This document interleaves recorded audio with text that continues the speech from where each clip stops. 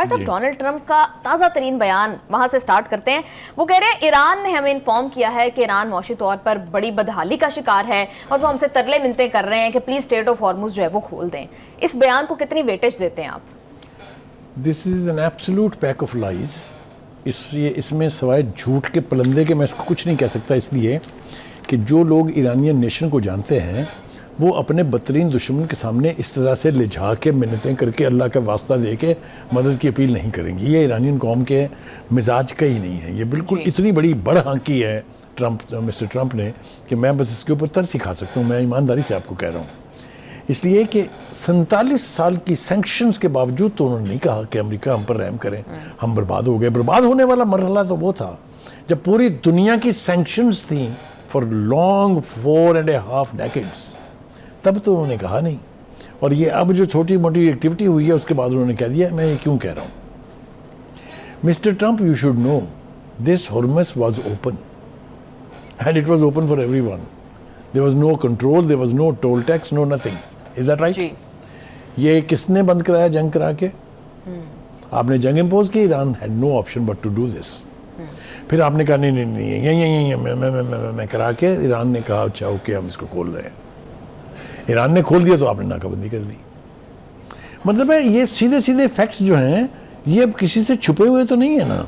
Mister Trump can not hoodwink the whole world with these kind of petty irrelevant absolutely pack of lies kind of statements, और ना ही मेरा ख्याल है इसके ऊपर कोई कान धरेगा। असल बात यह है जो ट्रंप इस तरह से कभी नहीं कहेंगे, ना उनके हवारी कहेंगे जो उनके स्पोक्स पर्सन है, चाहे वो ल्यूइट है चाहे वो दूसरी है। असल बात यह है कि now it is Iran who which is in a position to send proposals for that for America to review them. ये उलट है। पहले अमेरिका अपनी कंडीशन, सबसे पहले किसने 15 पॉइंट भेजे थे? अमेरिका ने। उसके बाद ईरान ने 10 पॉइंट दिए, और ये पूरा प्रोसेस जो चल रहा है उसमें कौन से 10 पॉइंट डिस्कस हो रहे हैं? ईरान के। Is that right? इसमें तो कोई झूठ नहीं है ना। उसके बाद इस्लामाबाद की और हमारे फील्ड मार्शल और हमारे प्राइम मिनिस्टर की इंटरवेंशन की वजह से दे रिवाइज्ड देयर 10 पॉइंट्स, और उसमें उन्होंने अपनी तरफ से बहुत सिंपल कर दिया कि ओके आप आबनाए हुर्मुज़ की नाकाबंदी बंद कर दें। हमने तो उसको पहले खोला हुआ है जी। फिर हम बैठ के आपसे मुज़ाकरात के लिए तैयार हैं, लेकिन पहले छोटे छोटे मसले हल करेंगे, फिर उसके बाद न्यूक्लियर पर आएंगे। ये है उनकी नई प्रपोजल। बताइए इसमें कहाँ रहम की अपील है? तो वो ट्विस्ट करने के लिए जो मर्जी वो ट्विस्ट करते रहें, मगर उससे हार्श फैक्ट जो है वो तब्दील नहीं होंगे। बुखारी साहब आपको सॉरी इंटरप्ट करिए, बुखारी साहब आपको लगता है कि स्ट्रेट ऑफ हॉर्मुज़ खोलने के हवाले से डोनाल्ड ट्रंप ने जो बयान दिया है कि ईरान चाह रहा है, बहुत माशी बदहाली का शिकार है, आपको नहीं लगता कि वो अब स्ट्रेट ऑफ हॉर्मुज़ खोलने के लिए ये अब जस्टिफिकेशन दे रहे हैं और ग्राउंड सेट कर रहे हैं उसके लिए? वो ईरान कंडीशन कर रहा है इसको कि हमसे अगर बातचीत करनी है तो पहले ये करो। मैंने आपको यही तो कोशिश की मैंने पहले बताने की कि America despite all it's might, all use of military might and everything is no longer in a position to dictate terms to Iran. That's what I am pleading. Yeah. That's what I am trying. आपको लग रहा है कि वो straight of Hormuz खोलने वाले हैं? कौन? Donald Trump. डोनाल्ड ट्रंप को खोलनी पड़ेगी, इसलिए कि उस पूरी दुनिया को जो कीमत अदा करनी पड़ रही है, और ईरान जो टस से मस नहीं हुआ है उनकी तमाम तर कोशिशों के बावजूद, तमाम तर हमलों के बावजूद, तमाम तर मिलिट्री माइट के इस्तेमाल के बावजूद, तो फिर उनसे बातचीत ही करेंगे ना। तो बातचीत तो गिव एंड टेक पे होगी। अब Iranians are not in a position or in a mood to trust Trump because Trump has hoodwinked them more than once. ठीक है? Therefore वो अब ये कहेंगे पहले इस पे अमल करो फिर हम स्टेप 2 पे जाएंगे। आप समझ नहीं है मेरी बात? जी। वो कह रहे हैं कि अगर आपने बातचीत करनी है तो पहले आपने हुर्मुज़ की नाकाबंदी बंद करें। तो who is in a dictating position? ये जो मिथ है ना अपनी सुपर पावर का इमेज बचाने के लिए, अपनी स्वोलन ईगो की तस्कीन के लिए वो ट्विस्ट कर रहे हैं फैक्ट्स को। और मदद कौन कर रहे हैं उसके? सारे उसके जो घुर गए। एक तो वो है वो प्लीज जिसका नाम पीट हेग्सेथ है, दूसरा मार्को रूबियो है। ये वो लोग हैं जो उसको नेतन्याहू की मोहब्बत में घेरा डाले हुए हैं प्रेसिडेंट ट्रंप का, कहीं वो उसमें से बाहर ना निकल जाए। देखिए उन्होंने कैसे कैसे काम करवाए हैं ट्रंप से। जंग के दौरान 34 के करीब फौजी आला अफसरों को घर भेज देना मेरे ख्याल से तारीख में कभी नहीं हुआ। बिल्कुल। खैर साहब, जितनी भी अमेरिकन एजेंसीज हैं, ख्वाह वो CNN है, रॉयटर्स है, वॉल स्ट्रीट जर्नल है, वो सब ये रिपोर्ट करेंगे कि डोनाल्ड ट्रंप तो इस प्रपोजल से खुश नहीं है, क्योंकि इस प्रपोजल में जैसा आपने कहा कि ईरान ये बात कर रहा है कि पहले आप स्ट्रेट ऑफ हॉर्मुज खोलें, पहले हम स्ट्रेट ऑफ हॉर्मुज वाले मामले को सेटल डाउन कर लेते हैं, उसके बाद हम न्यूक्लियर वाले मामला के ऊपर और दीगर मामला के ऊपर आएंगे। तो ट्रंप चाहते हैं कि पहले जोहरी मुआहदे के ऊपर बात हो, और उनकी स्ट्रेटेजी भी यही है। इसके ऊपर भी कॉन्फ्लिक्ट है। कुछ तो उनके जो स्पोक्स पर्सन या उनके करीब के लोग हैं वो ये कह रहे हैं जो आपने कहा है, और कुछ और भी कह रहे हैं कि वो बड़ी संजीदगी से इसके ऊपर गौर कर रहे हैं।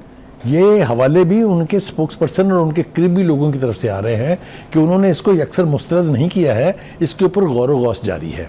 और जैसा आपने सुना कि कल सलामती काउंसिल जो उनकी है, नेशनल सिक्योरिटी काउंसिल, उसका इजलास हुआ जिसके अंदर ईरानियन प्रपोजल जो हैं उनको डिस्कस किया गया।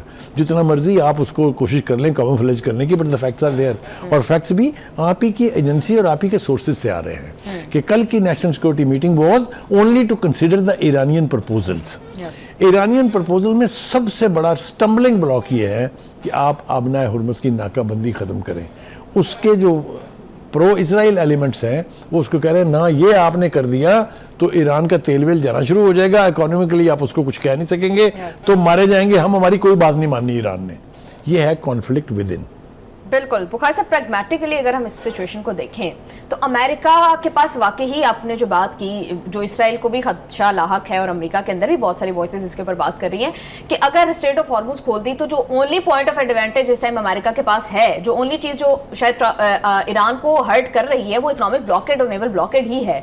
तो अगर ये भी उठा दिया तो उसके बाद तो अमेरिका मिलिटरीली तो ऑलरेडी डिफीटेड है। Now you have said it, yes, that is why they are not opening, not that they don't want to. उनका ख्याल ये है कि ये एक ही चीज है जो हल्का सा हर्ट कर रही है ईरान को। हमारी एरियल बॉम्बिंग, हमारी मिलिट्री माइट, हमारी एयरफोर्स, हमारी नेवी कुछ नहीं कर सकी उनका। ये शायद उनको डिस्टर्ब करे। लेकिन मैं फिर एक बात कहना चाहता हूँ, देखिए पूरी 47 साल की सैंक्शन रजीम में चाइना को तेल नहीं बिकता रहा, इसके बगैर भी मुल्क चलता रहा, इसके बगैर भी वो मुल्क चलाने के अहल हैं। लेकिन इस वक्त सूरत हाल ये है कि हु विल बज फर्स्ट।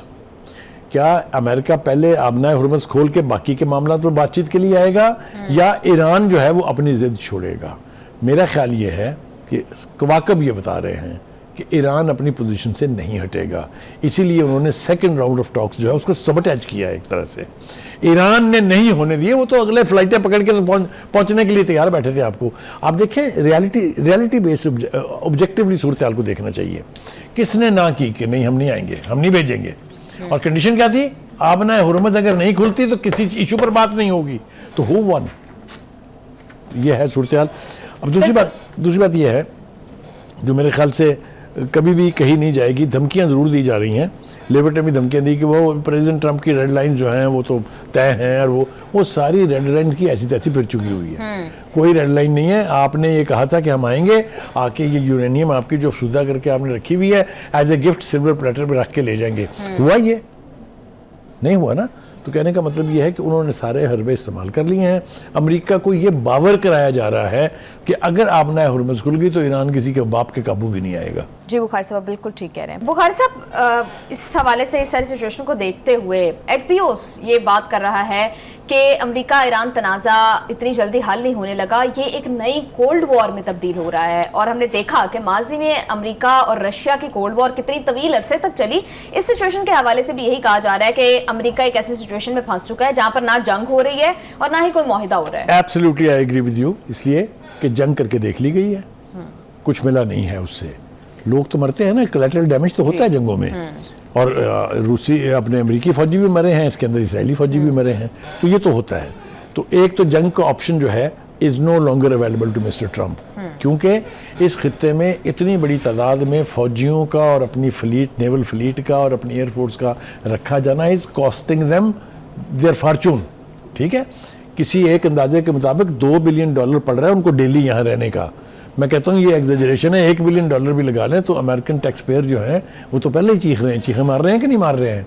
आप मुझे ये बताइए कि जो कुछ आपने और मैंने अपनी खुली आंखों से देखा है, ये लगता है कि अमेरिकी कौम जो है वो प्रेसिडेंट ट्रंप के साथ है कि ईरान की ऐसी तैसी पेड़ दे? नहीं है। 80-80 लाख, 90-90 लाख लोगों ने बाहर निकल के कहा नो किंग नो वॉर। ये नहीं है कि उन्होंने सिर्फ मुशर्रफ कह रहा हूँ ट्रंप के खिलाफ नारे लगाए हैं, उन्होंने कहा है नो वॉर, जंग नहीं चाहिए, मीनिंग देयर भाई कि ये मैडनेस है जो आपने शुरू की हुई है। तो कहने का मतलब ये है कि जब घर में भी पजीराई नहीं है, आलमी दुनिया में आप ऑलमोस्ट आइसोलेशन का शिकार हैं ईरान की जंग को लेके, सब ने आवाज़े बुलंद कहा ये हमारी जंग नहीं है, हम नहीं आएंगे इसमें। जर्मनी ने कहा, स्पेन ने कहा, ऑस्ट्रेलिया ने कहा, कनाडा ने कहा, किसने नहीं कहा? बरतानिया ने भी कहा। तो कहने का मतलब ये है कि घर में डोमेस्टिक प्रेशर है, एक्सटर्नली बाहर का प्रेशर है, और ईरान के साथ तो प्रेशर जो है सो है ही है। बिल्कुल, तो मैं आपको ईमानदारी से ये समझता हूँ कि सूरत हाल ईरानियों के लिए डिफ़िकल्ट होगी, यकीनन होगी, बड़ा नुकसान हुआ है उनका, तबाही फर गई है उनकी, लेकिन इस जंग की हीट खुद अमेरिकन एंड अमेरिकन एडमिनिस्ट्रेशन भी फील कर रही है। बिल्कुल बुखारी साहब, और जिस रिपोर्ट की हम बात करें एक्सियोस की, उसके अंदर ये भी आपकी बात बिल्कुल ठीक है, उनके अंदर भी यही लिखा है कि 6 माह रह गए हैं मिड टर्म इलेक्शंस के अंदर और डोनाल्ड ट्रंप के ऊपर बहुत ज़्यादा इंटरनल प्रेशर भी है। तो वो यही देखना चाह रहे हैं कि क्या फौजी हमले करना अब अगला ऑप्शन होगा, या फिर इसी तरह से माशी दबाव डालकर जो है वो ईरान पर से जोहरी मुज़ाकरात करवाए जाएँ। बुखारी साहब, हमने देखा कि माजी की कोल्ड वॉर जो इतनी लंबी चली, उसने पूरी दुनिया के ऊपर जो इम्पैक्ट छोड़ा, अब अगर ये भी इसी तरह से मामला चलता रहता है और लॉन्ग टर्म चलता है, दोनों साइड्स अगर पीछे नहीं हटती, तो फिर ये ओवरऑल पूरे रीजन को और पूरी दुनिया को किस तरह से? पहली बात तो यह है कि वो जिस तवील सर्द जंग का आप हवाला दे रही हैं, उसमें भी सबसे पहले अमेरिका भागा था। आपको याद है चीन और रशिया के साथ कोल्ड वॉर खत्म करने का इनिशिएटिव जो है अमेरिकन का था। अब ये जो कोल्ड वॉर जिसको करार दिया जा रहा है, मैं समझता हूँ ये टर्म ठीक है बिल्कुल, इसलिए कि इराक़ची का रूस का दौरा बहुत इंपॉर्टेंट है। आप उसकी आउटकम देखें, हमारे सामने पड़ी हुई है, उसमें फ्यूचर के अंदर इस खित्ते के अंदर रूस के रोल को रूल आउट नहीं किया जा रहा है, और वो इस हवाले से और ज़्यादा अहम हो जाता है जो उनका स्टेटमेंट है जॉइंट कि ये सर्द जंग अगर चलेगी तो रूस किसकी तरफ खड़ा होगा। चाइना के बारे में मेरा ख्याल है किसी को इबहाम नहीं होना चाहिए।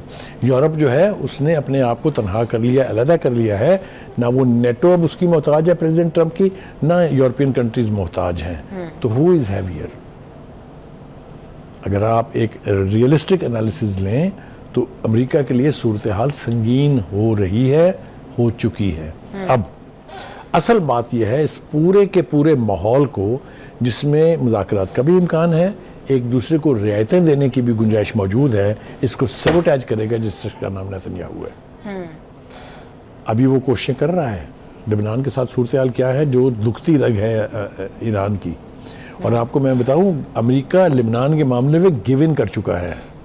वहाँ जंगबंदी करवाई गई ईरान के इंसिस्टेंस पर कि लेबनान को आप इससे बाहर नहीं रख सकते। ठीक कह रहा हूँ जी। तो कहने का मतलब ये है कि दोनों साइडें जो हैं उनके अपने अपने मौक़िफ़ जो भी हों, पीसफुल ज़राए से इस मसले को हल करने के अलावा इसका जंगी कोई हल नहीं है, ना इसका कोई फौजी हल है। ये बात बिल्कुल तय है। बुखारी साहब, जब कोल्ड वॉर चल रही थी तो उस दौरान हमने देखा that ended with the resolution of Russia टूटा उसके नतीजे में। ऑल्दो तब दोनों सुपर पावर्स थी, रशिया भी सुपर पावर था, अमेरिका भी सुपर पावर था, and that led to a unipolar world. अब ईरान तो क्या फर्स्ट ऑफ ऑल तो ये समझा जाए कि अगर दोनों के दरमियान कोल्ड वॉर है तो दोनं सेम स्टेटस पर है? क्या ईरान एक इमर्जिंग पावर है? ये होता है, आप सुपर पावर बनते हैं अपनी कुव्वत के ऊपर और अपने एलाइज के ऊपर। अमेरिका सुपर पावर रहा क्योंकि यूरोप पूरा उसके साथ आंखें बंद करके छोटी बहन की तरह खड़ा था। ये किसी कोई इबाम नहीं है इसके ऊपर। उसकी स्ट्रेंथ जो है अपनी जो थी वो तो थी ही सुपर पावर वाली, लेकिन with his allies and NATO he was the only super power of the world. That situation no longer exists. Russia, जैसा कि आपने कहा, is becoming super power, is already super power, so is China. China के अंदर plus ये है कि it is not only a military super power, it's an economic super power as well. और उसकी इकोनॉमी जो है वो अमेरिका को कितना पीछे छोड़ चुकी हुई है, ये भी ग्राउंड रियलिटीज़ है। हैविंग सेड दैट, क्या हम एक और जंग देखने जा रहे हैं? ये बहुत ब्लीक ऑप्शन है कि अमेरिका अपने कॉन्स्टिट्यूएंट्स को, अपने ईगो को, अपनी मिलिट्री माइट के तस्वर को प्रोटेक्ट करने के लिए अगर एक छोटा मोटा कन्फ्लिक्ट और शुरू करेगा तो ईरान उसके लिए तैयार है। आपने कालीबाफ के स्टेटमेंट भी सुने हैं जो उन्होंने कल दिया था, उससे पहले इराक़ची कह चुके हैं, उससे पहले इब्राहिमी कह चुके हैं, उससे पहले पासदारान के हेड जो हैं कह चुके हैं, हमें जंग से ना डराया जाए, जंगें हमने बहुत देख ली हैं और जंगें हमने बहुत लड़ रही हैं और जंगें हम बहुत लड़ने के लिए तैयार हैं। जी। जब एक तरफ ये एटीट्यूड हो तो दूसरी साइड के पास एक ही ऑप्शन रह जाता है कि आप अपना जंगी जुनून एक तरफ रखें और इसके पीसफुल जराए की तरफ आएँ जो पॉसिबल है। देखिए, आप अमेरिका को स्टेक पर लगा रहे हैं इसराइल को प्रोटेक्ट करने के लिए। अब वी डोंट माइंड, आपका वो जैसे मैं कहता हूँ नाजायज़ औलाद है उसको ज़रूर प्रोटेक्ट करें, but not at your own cost, अपनी कॉस्ट पर नहीं। ये सवाल अमेरिका में उठ रहे हैं। आप देखें जरा कांग्रेस के अंदर क्या गुफ्तगू हो रही है। बिल्कुल बुखारी साहब, ईरान का ये मौक़िफ़ है कि अमेरिका अब इस काबिल नहीं रहा कि वो आज़ाद और खुद मुख्तार रियासतों के ऊपर अपनी मर्जियाँ मुसल्लत करता रहे, जैसा कि वो माजी में करता रहा है। अब वो इतनी इस पोजीशन में नहीं है, इतनी स्ट्रेंथ नहीं है उसके पास, जैसा आप ये भी कह रहे थे। इस बात की कितनी वेटेज है और कितना प्रैक्टिकल रियलिटी से इसका ताल्लुक है? देखिए, मैं तो ये इस बयान के तरफ आने से पहले आपसे अर्ज कर रहा था कि वो जो स्टेटस था कि जो अमेरिका कहेगा that is the last word, ये सूरत हाल अब नहीं है। और ईरान ये इसलिए कह रहा है कि Iran has sustained a full fledged war, एक पूरी जंग जिसमें नेवी एयरफोर्स की माइट जो है वो इस्तेमाल की गई। और एक मुल्क नहीं, दो मुल्कों ने, एक सुपर पावर ने और एक उसके साथ इजराइल ने। इसके बावजूद ईरान अपनी जगह से नहीं हटा है। अभी कल मैं ट्रकों के ऊपर उन्होंने अमेरिकी तैयारों के मलबे लादे हुए थे। ये कौमों के रिजॉल्व होते हैं, ये कौमें मसले तंदेशी का शिकार कभी नहीं होंगी। ये मैं आपको लिख के देने के लिए तैयार हूँ। ठीक है, बिल्कुल बुखारी साहब आप ठीक कह रहे हैं।